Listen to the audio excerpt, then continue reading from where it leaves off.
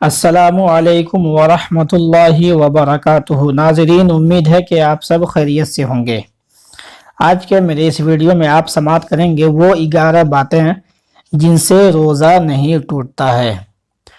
لوگوں میں یہ غلط فہمیاں ہے کہ ان 11 باتوں کے پائے جانے سے روزہ ٹوٹ جاتا ہے، تو ان کی غلط فہمیاں انشاءاللہ تبارک و تعالی اس ویڈیو کے ذریعے آج دور ہو جائے گی۔ میں نے کل 19 باتوں کا ذکر کیا ہے، 11 باتوں کا ذکر اس ویڈیو میں کیا ہے، اور اس کے علاوہ جو 8 باتیں ہیں جن سے روزہ نہیں ٹوٹتا ہے، لیکن لوگوں میں غلط فہمیاں یہ ہے کہ ان چیزوں کے پائے جانے سے روزہ ٹوٹ جاتا ہے، تو وہ 8 باتیں میں اپنے پہلے ویڈیو میں ذکر کر چکا ہوں، آپ وہاں پہ جا کے دیکھ سکتے ہیں۔ تو آپ سے میری گزارش ہے، اگر آپ میرے چینل پہ نئے ہیں تو میرے چینل کو سبسکرائب کر دیں تاکہ سب سے پہلے دینی تحقیقی مسائل کے ویڈیوز ڈیلی آپ تک پہنچتا رہے۔ تو ناظرین، آئیے چلتے ہیں پہلے سوال کی جانب۔ سوال یہ ہے کہ چوٹ وغیرہ لگنے پر خون نکل آنے یا خون ٹیسٹ کروانے سے روزہ پر کوئی اثر پڑتا ہے؟ لوگوں کا یہ کہنا ہے کہ ان چیزوں کے پائے جانے سے روزہ ٹوٹ جاتا ہے، لیکن درست مسئلہ یہ ہے کہ جسم سے کوئی چیز باہر آنے پر روزہ نہیں ٹوٹتا، لہٰذا ٹیسٹ کے لیے خون نکلنے یا زخمی ہونے پر خون بہنے سے روزہ نہیں ٹوٹے گا۔ روزہ کسی چیز کے ذریعے سے جوف، معدے یا دماغ تک پہنچنے پر ٹوٹتا ہے۔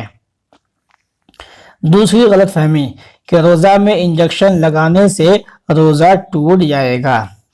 یہ لوگوں کا ذہن ہے کہ انجیکشن لگانے سے روزہ ٹوٹ جاتا ہے، تو درست مسئلہ یہ ہے کہ اگر یہ سوچ ان علماء کی پیروی کی وجہ سے ہے جن کا موقف یہی ہے تو ٹھیک ہے، البتہ جو قوی اور مضبوط دلائل ہیں ان کی روح سے انجیکشن لگانے سے روزہ نہیں ٹوٹتا، چاہے نس میں لگائیں یا گوشت میں لگائیں۔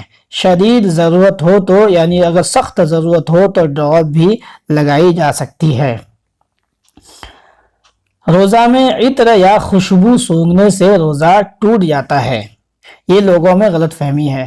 تو درست مسئلہ یہ ہے کہ خوشبو یعنی لیکوڈ حالت میں یا ٹھوس خوشبو سونگھنے سے روزہ نہیں ٹوٹتا، البتہ اگر کسی نے اگربتی کا دھواں مثلا منہ یا ناک کے ذریعے اندر کھینچا جو کہ لامحالہ حلقے میں جائے گا، اور یوں ہی کسی بھی خوشبودار یا غیر خوشبودار دھوئیں کی دھنی اس طرح لی کہ مثلا اس کے دھوئیں کو ناک یا منہ سے حلقے میں داخل کیا تو روزہ ٹوٹ جائے گا اس صورت میں۔ لیکن روزہ میں عطر یا خوشبو سونگھنے سے روزہ نہیں ٹوٹتا ہے۔ لیکن اگربتی کا دھواں منہ میں یا ناک کے ذریعے اندر کھینچا، منہ کے ذریعے یا ناک کے ذریعے، تو اس صورت میں روزہ ٹوٹ جائے گا، لیکن صرف سونگھنے سے عطر یا خوشبو روزہ نہیں ٹوٹے گا۔ اور غلط فہمی یہ ہے کہ کچھ لوگ سمجھتے ہیں کہ جس دن سفر کرنا ہے اس دن روزہ چھوڑ سکتے ہیں، یعنی کہیں ہم دور سفر کر رہے ہیں تو اس صورت میں روزہ چھوڑ سکتے ہیں۔ یہ لوگوں کی غلط فہمیاں ہیں۔ تو درست مسئلہ یہ ہے، اگر صبح صادق کے وقت حالت سفر میں ہو تو روزہ چھوڑ سکتے ہیں، لیکن اگر صبح صادق کے بعد سفر شروع کرنا ہو تو اس دن کا روزہ نہیں چھوڑ سکتے۔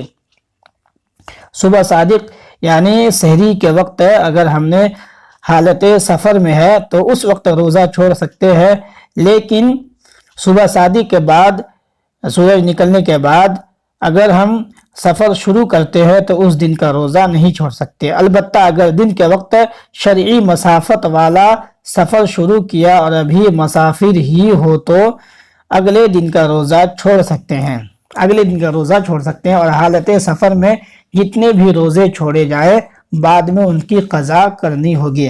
ایسا نہیں کہ حالت سفر میں آپ نے روزہ چھوڑ دیا تو وہ روزہ معاف ہے، ایسا نہیں ہے، بعد میں آپ کو روزہ رکھنا ہوگا، اس کی قضا آپ کو رکھنی ہوگی۔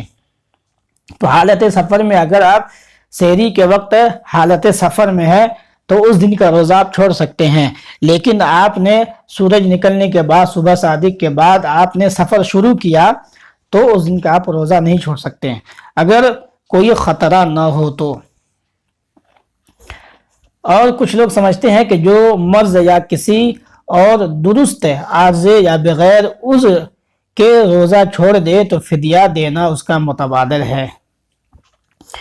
تو ایسا سمجھنا درست نہیں ہے۔ روزہ کسی بیماری کی بنیاد پر ترک کیا ہو یا بغیر کسی عذر کے، پہلا مرحلہ یہ ہے کہ اس روزے کے بدلے ایک روزہ قضا رکھے۔ یعنی لوگ سمجھتے ہیں کہ کسی بیماری کی وجہ سے یا کسی بغیر عذر کے روزہ اگر توڑ دے یا چھوڑ دے تو فدیہ دینا اس کا متبادل ہوگا، یعنی فدیہ دینے سے وہ روزہ کا کفارہ ہو جائے گا۔ تو روزہ کسی بیماری کی بنیاد پر ترک کیا ہو، چھوڑ دیا ہو یا بغیر کسی عذر، کسی وجہ کے، پہلا مرحلہ یہ ہے کہ اس روزے کے بدلے ایک روزہ قضا رکھے۔ فدیہ صرف اس صورت میں ہوگا جب بڑھاپے کی وجہ سے روزہ رکھنے کی قدرت نہ ہو، نہ ہی آئندہ قدرت ملنے کی امید ہو۔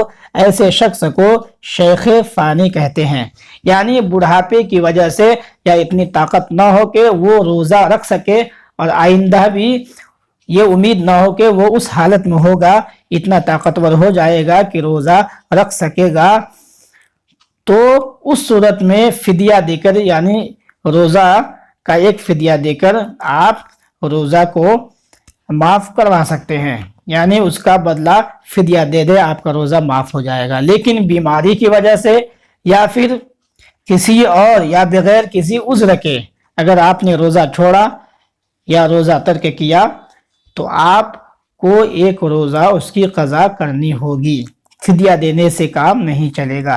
فدیہ اس کے لیے ہے جو بڑھاپے کو پہنچ جائے اور اتنی طاقت نہ ہو کہ وہ روزہ نہ رکھ سکے، یا پھر آگے امید بھی نہ ہوگے اس میں طاقت آئے گی، تو اس صورت میں فدیہ روزے کے بدلے ہو جائے گا۔ کچھ لوگ سمجھتے ہیں کہ ٹوتھ پیسٹ کرنے سے روزہ ٹوٹ جاتا ہے۔ درست مسئلہ یہ ہے کہ مطلقاً ہر صورت میں ٹوتھ پیسٹ کرنے سے روزہ نہیں ٹوٹتا۔ ہاں، اگر ٹوتھ پیسٹ کے ذرات، یعنی اس میں جو چیزیں رہتی ہیں، حلق سے نیچے اتر گئے تو اب روزہ ٹوٹ جائے گا۔ اسی بنا پر روزے کی حالت میں ٹوتھ پیسٹ کرنے سے علماء کرام منع فرماتے ہیں کہ اس کے ذرات کا حلق سے نیچے اترنے کا اندیشہ ہوتا ہے۔ اگر ذرات حلق سے نیچے نہ اتریں تب بھی ٹوتھ پیسٹ کرنا مکروہ ہے۔ تو ٹوتھ پیسٹ سے آپ اپنے دانت کو صاف نہ کریں، کیونکہ یہ اس کے ذرات حلقے میں نیچے اترنے کا اندیشہ ہے، اور ویسے بھی ٹوتھ پیسٹ کرنا یہ روزے کی حالت میں مکروہ ہے، لہٰذا اس سے بچا جائے، لیکن روزہ نہیں ٹوٹے گا، روزہ میں کراہت آئے گی۔ کچھ لوگ سمجھتے ہیں کہ ہر قسم کا روزہ خواہ فرض ہو، واجب یا نفل، چاہے رمضان کا ادا روزہ ہو یا قضا، اس کے توڑنے سے کفارہ لازم ہوگا۔ درست مسئلہ یہ ہے کہ ہر روزہ توڑنے سے کفارہ لازم نہیں ہوتا، بلکہ صرف رمضان کا آدھا روزہ توڑنے سے کفارہ لازم ہوتا ہے، اور اس کی بھی مخصوص شرائط ہیں جو کتب فقہ میں مذکور ہے۔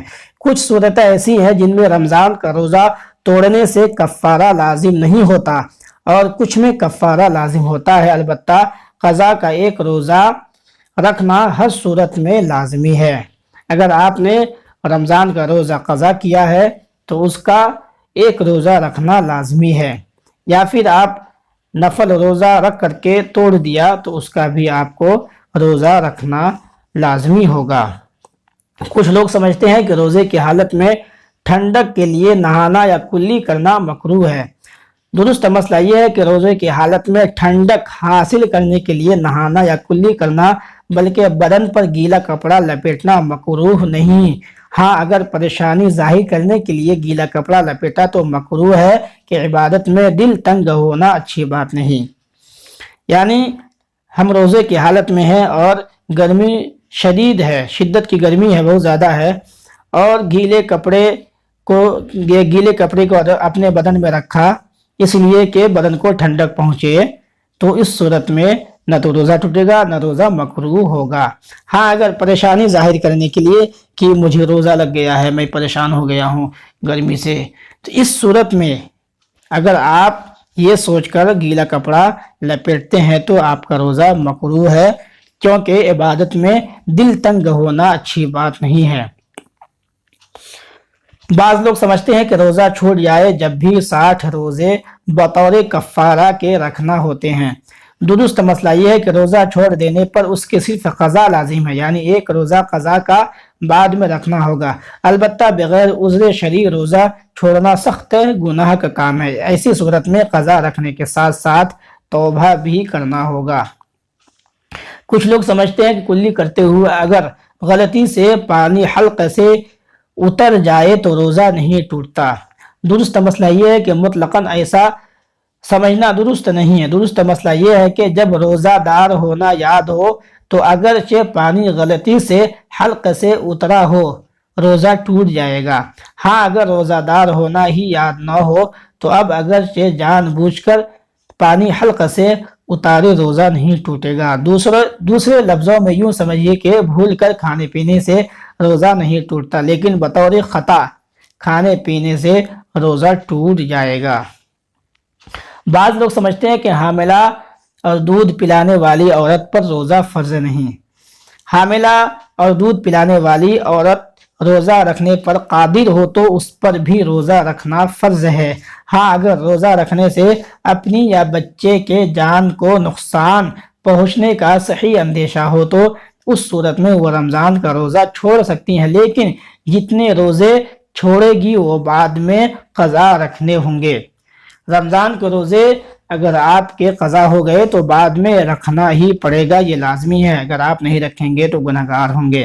تو ناظرین، اسی طرح کے ویڈیوز حاصل کرنے کے لیے میرے چینل پہ آپ بنے رہیں، اور اس طرح کا جو بھی میں یوٹیوب چینل پہ اپنے ویڈیو اپلوڈ کرتا ہوں تو میں بغیر تحقیق کے بغیر حوالے کے نہیں کرتا ہوں۔ آپ چاہیں تو بحر شریعت میں در مختار میں اس مسئلہ کو پڑھ سکتے ہیں۔ السلام علیکم ورحمۃ اللہ وبرکاتہ۔